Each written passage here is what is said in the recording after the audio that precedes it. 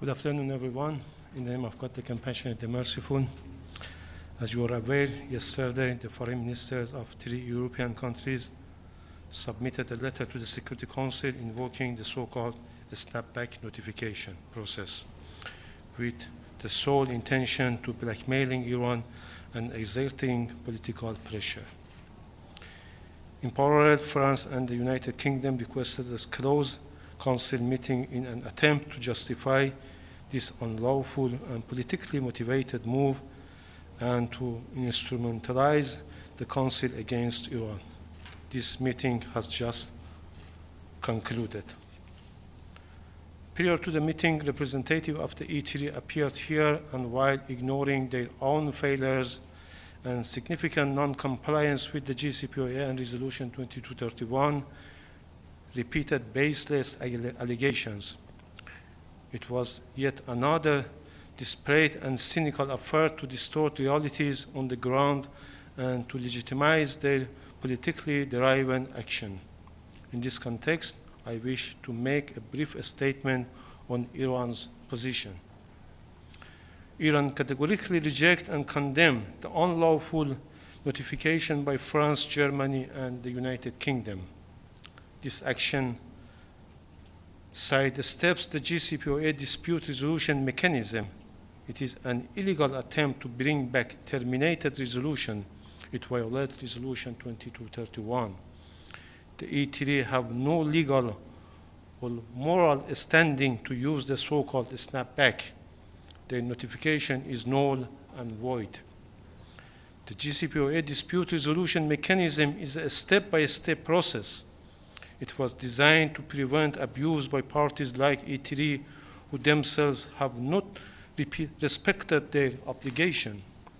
Some council members, including China and Russia, confirmed that the E3 have not followed the proper procedure. This is a flawed political attempt against Iran. The E3 and the US violated the JCPOA first. They cannot now claim to act in good faith. Iran has consistently communicated to the Security Council, the UN Secretary General, and the EU as JCPOA coordinator the repeated failures and significant non-compliance by the United States and E3 during the past years. This flagrant violation of the JCPOA and Resolution 2231 are fully documented. Iran's remedial steps have been gradual, proportionate, and fully legal. The E3 action distorts reality. It rewards the violator and punishes the victims. The situation is simple. The US withdrew from the JCPOA. The EU and E3 failed to meet their own commitment. They even imposed new unlawful sanctions instead. Iran has shown maximum restraint. We engaged in negotiations. We stayed committed to diplomacy. The failure of talks was due to the US and E3, not Iran. While Iran was pursuing diplomacy, our safeguard nuclear facilities were attacked. This aggression was supported by the US and justified by the E3. Still, Iran did not abandon diplomacy. We continued to engage with E3 and the agency. We remain open to the fair negotiations. The reckless so-called snapback attempts undermine these efforts. It will meet with decisive and proportionate response. Iran stands ready to work constructively with the members committed to diplomacy, fairness, and peace. Iran is committed to diplomacy, but it will not negotiate under threats or coercion. Pressure tactics are designed to impose dictate, not to resolve issues, and Iran will never submit to them. We believe the Resolution 2231 must be implemented according to its original terms without political manipulation. Iran remains committed to peaceful nuclear energy and international engagement, but it will defend its right firmly. The Security Council must not allow itself to be misused by those who have violated Resolution 2231 and the JCPOA. The reckless decision by the E3 undermines Iran's cooperation with the IAEA and constitutes an unnecessary and provocative escalation.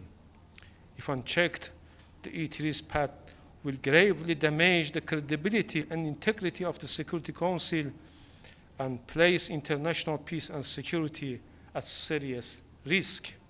We call on the responsible member of the Security Council to defend the rule of law and reject this unlawful, unfounded, and politically motivated attempt by E3 to reimpose terminated resolutions. We support giving diplomacy more time to reach a new understanding and a new deal. The proposal by Russia and China for a short technical extension of Resolution 2231 is a practical step in this direction.